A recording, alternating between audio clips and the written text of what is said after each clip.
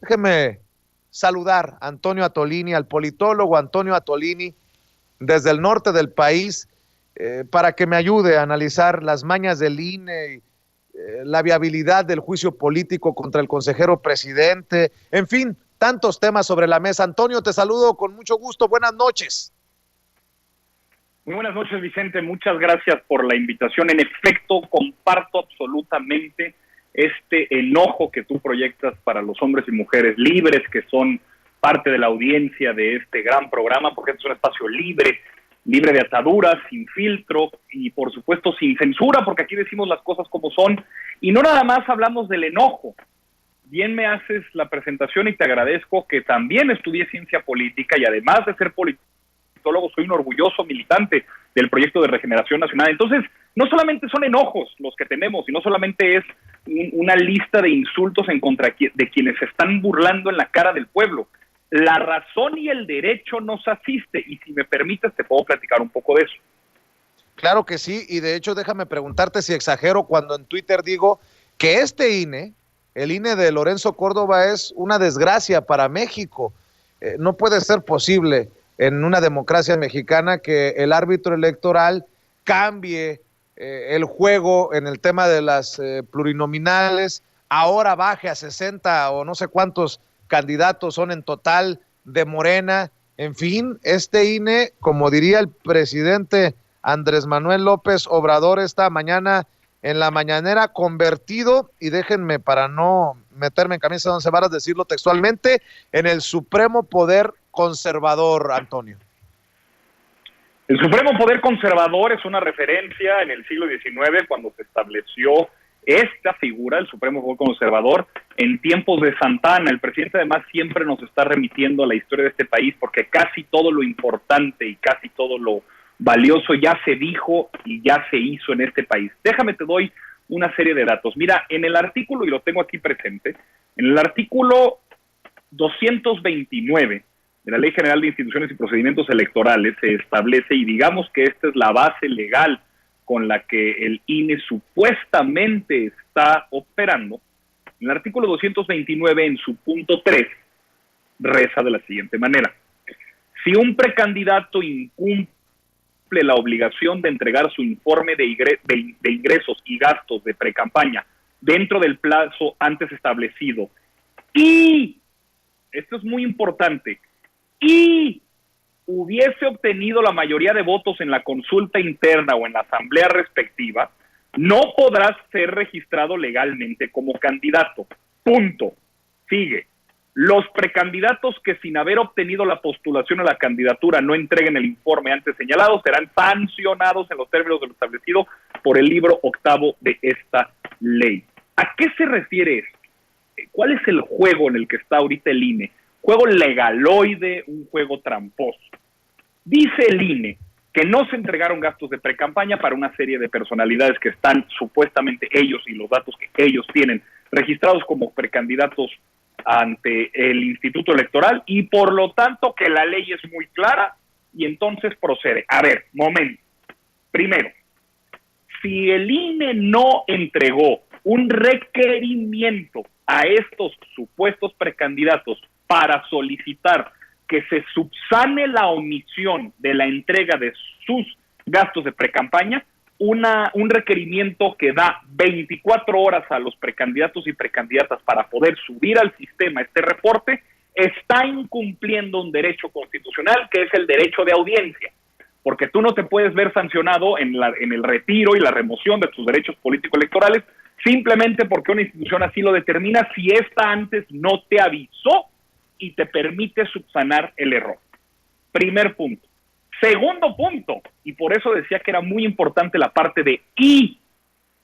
En Morena, nuestros procedimientos internos no establecen que existe ninguna figura de precandidato. Dirás, Toño, qué tonto eres, hay plazos constitucionales que así lo establecen. Sí, carnal, o carnala, que alguien me fuera a recusar con esto. Lo que yo le diría es, discúlpeme, pero el procedimiento de selección de candidatos a través de un método consultivo o de asamblea, que en este caso es consultivo a través de las encuestas, no ha terminado. Es decir, no hemos terminado por registrar a todos y a todas como precandidatos o incluso ya como candidatos únicos ante la autoridad electoral. Por lo tanto, lo que está haciendo el INE es entendido en este diseño institucional que la transitología neoliberal de los 2000, esta que nos acostumbró a pensar que todo callado, todo en calma y el consenso entre las partes era normalidad democrática cuando en realidad era complicidad corrupta, nos hace suponer entonces que criticar esto es no acatar las reglas. Momento, no.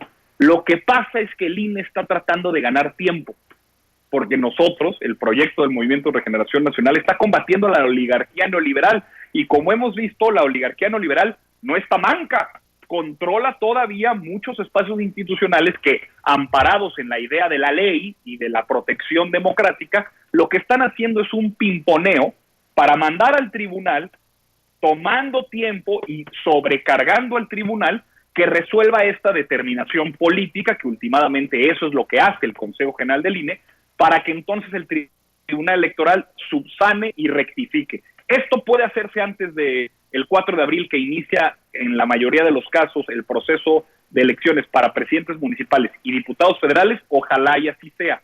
Si no, lo que va a pasar es que algunos posibles precandidatos o posibles candidatos tengan que esperar algunos días a que el tribunal rectifique y subsane para entonces poder hacer campaña. Ahí es donde está el INE buscando dañar al movimiento, quitarle vías legítimos y legales a nuestros candidatos y candidatas para poder hacer campaña. Entonces, que no me vengan con el cuento, porque es un cuento, es una venta, es una entrega corrupta que están haciendo por una interpretación muy mañosa de la ley que el tribunal habrá de determinar facciosa e inconstitucional, que lo que están haciendo es justo y que lo que nosotros estamos diciendo es simplemente que no nos gusta jugar las reglas del juego. No, ni madres. Lo que están haciendo es una interpretación mañosa del artículo 262 de la Ley General de Instituciones y Procedimientos Electorales, donde no dan cuenta las particularidades específicas de nuestro proceso interno de selección y también, muy probablemente, y habría que revisar con lupa los casos en particular de los 70 o 50 y tantos que fueron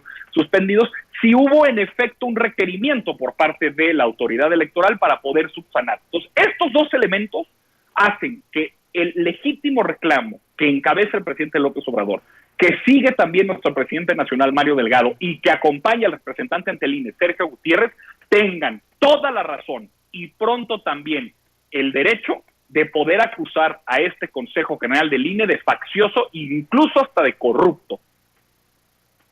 Fíjate qué interesante cómo nos llevas con lujo de detalle a este análisis, Antonio, y yo solamente puedo decir que si el principal traidor a la democracia mexicana en nuestros tiempos defiende al INE, hay que sospechar.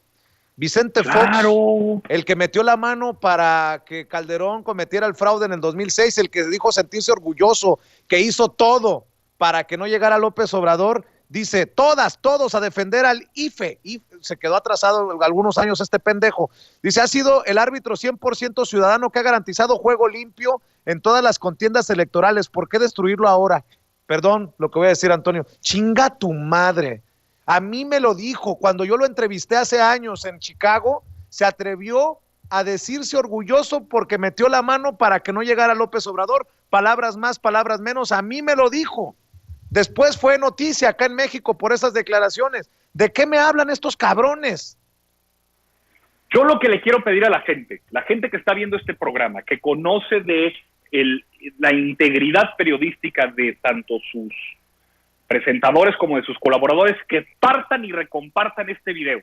Que la desinformación no termine por ocupar los espacios legítimos de medios de comunicación honestos e independientes como este, y que le hagan saber a la gente que esta es una triquiñuela, este es una intentona, me atrevo a decir, golpista por parte del INE, de tratar de bajar a nuestros candidatos y candidatas a la mala, de impedir que el Movimiento de Regeneración Nacional, que sí se debe a la gente, que se debe a los votos y que está buscando cambiar este país para poner por delante primero a los pobres, está siendo atacado por una visión legaloide del Instituto Nacional Electoral y que todavía falta el round 2, que es Tribunal Electoral del Poder Judicial de la Federación. Sí, somos hombres y mujeres de la República, y republicanos como somos sabemos usar la ley siempre que ésta tenga razón.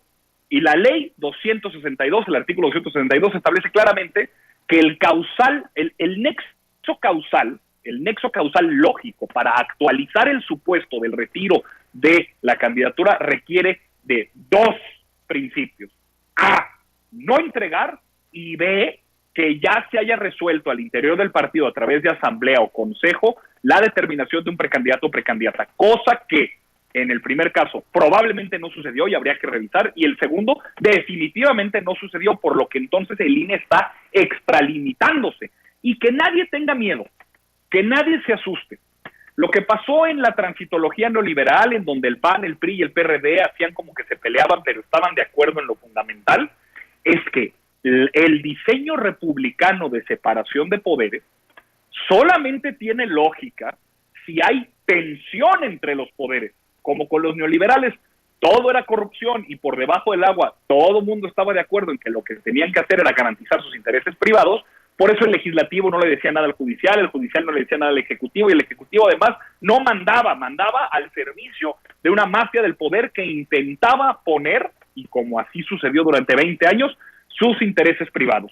Hoy, como ya no hay ese contubernio mafioso, como ya no hay esa red de complicidades, el titular del Poder Ejecutivo, que llega a partir del voto libre y secreto de los ciudadanos en 2018, tiene todas las facultades y además derecho, y yo creo incluso que razón, de poder confrontar al Poder Judicial y de poder confrontar al Poder Legislativo y de poder confrontar a otros institutos como el Instituto Nacional Electoral, y no pasa nada. No es dictatorial, no es autoritario. El presidente no está mandando expropiar, el presidente no está mandando cerrar, ni está utilizando la fuerza pública para amedrentar, como sí lo hizo Calderón y sí lo hizo Peña Nieto. El presidente Andrés Manuel López Obrador, que aquí lo tengo atrás, es un hombre profundamente democrático y que conoce las reglas republicanas, pero precisamente como a quien se debe es al pueblo y no a la mafia. Ahora los neoliberales que salen a decir, el presidente quiere todo el poder. Detrás de esa declaración, de veras que debería analizarse con lupa psicoanalítica, porque lo que están diciendo en realidad es: regrésanos el poder, no te lo quedes todo tú, queremos nosotros también tener parte como la tuvimos durante 30 años para poder decidir en nombre de nuestros intereses por encima de los del pueblo a los que supuestamente nos debemos. Como el presidente está absolutamente roto de esa complicidad mafiosa, les revienta, les parece intolerable que el presidente de la República, que antes era su empleado, hoy sea un verdadero soberano representando los intereses del pueblo, que lo eligió y a quien se debe, y por eso les resulta tan difícil. Por eso es importante que la gente que está viendo este video y que está permanentemente siguiendo los materiales y los programas que hace Sin Censura y Vicente Serrano y su magnífico equipo en todos los espacios en los que participa, partan y recompartan este video. Di una explicación muy clara y muy puntual sobre cómo la interpretación del INE está abusando de sus facultades, interpretando mañosamente la ley, que falta un round 2 en el Tribunal Electoral del Poder Judicial de la Federación, y que sepan, al luchar contra la oligarquía neoliberal, ellos se iban a defender, pues no están mancos, todavía falta desmontar al poder económico. Ya ganamos el poder político, ya tenemos a la presidencia de la República dotada de pueblo para poder apuntalar la cuarta transformación. Falta desmontar el poder económico y el poder mafioso, que siguen ahí en resquicios todavía conservadores, como en el Reforma, el Consejo Coordinador Empresarial, la Coparmex y por supuesto en el INE. Así que le pido a la gente que por favor comparte este video y que informe al pueblo de México. Y lo digo además en particular porque aquí en Torreón sufrimos esta intentona golpista del INE. Descalificó a nuestro candidato o nuestro futuro candidato a la presidencia municipal de Torreón, Luis Fernando Salazar, por el Movimiento de Regeneración Nacional, bajo este mismo argumento. Ya obviamente todos los priistas, los panistas y la oligarquía mediática de este estado, Coahuila, que hemos de decir además lleva 100 años gobernado por el PRI, está tratando de llenar con desinformación la idea de que ya no va a haber candidato, que Morena perdió en las urnas porque no va a tener con quién competir y que ya no hay forma. No es cierto. que lo sepa la gente de Torreón y que lo sepa la gente de México, lo que está haciendo el INE es una tropelía. Nos vamos a defender en el tribunal y el 4 de abril habremos de tener candidatos y candidatas que defiendan a la Cuarta Transformación desde lo local, aquí en Torreón, Coahuila, en todo el estado y por supuesto también en el país. Antonio, para cerrar, déjame preguntar tu opinión acerca de la necesidad, yo considero urgente, de juicio político a Lorenzo Córdoba, algo que ha venido ya pidiendo por meses Gerardo Fernández Noroña desde el Partido del Trabajo, algo que ahora pide también la diputada María de los Ángeles Huerta de Morena. ¿Tú piensas que procede? ¿Tú crees que es importante hacerlo? Yo te pregunto. Yo lo que creo que hay que hacer es exponer como un títere de la oligarquía y que el único lugar que le queda a un títere de la oligarquía es el basurero de la historia, a todos estos consejeros y consejeras que están al servicio del supremo poder conservador. Este juicio político, los procedimientos y las reglas que se establecen en la Cámara de Diputados podrá o no darse, y estaría de acuerdo incluso en considerarlo.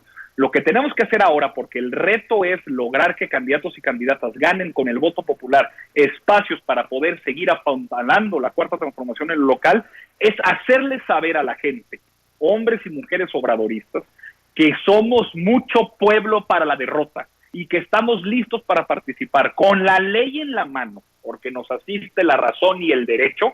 Como decía el presidente Juárez, nada por la fuerza, todo por la razón y el derecho, y así, incluso con las intentonas golpistas de estos títeres de la oligarquía, habremos de triunfar en junio de este año para poder ganar la mayoría de la Cámara de Diputados, las 15 gubernaturas que se están jugando en el país y poder apoyar a la Cuarta Transformación apuntalada por este hombre de aquí atrás, el presidente Andrés Manuel López Obrador. Querido Antonio Atolini, te agradezco mucho que nos acompañes los viernes en este espacio libre como el viento. Le duela a quien le duela, le pese a quien le pese. Te mando un abrazo.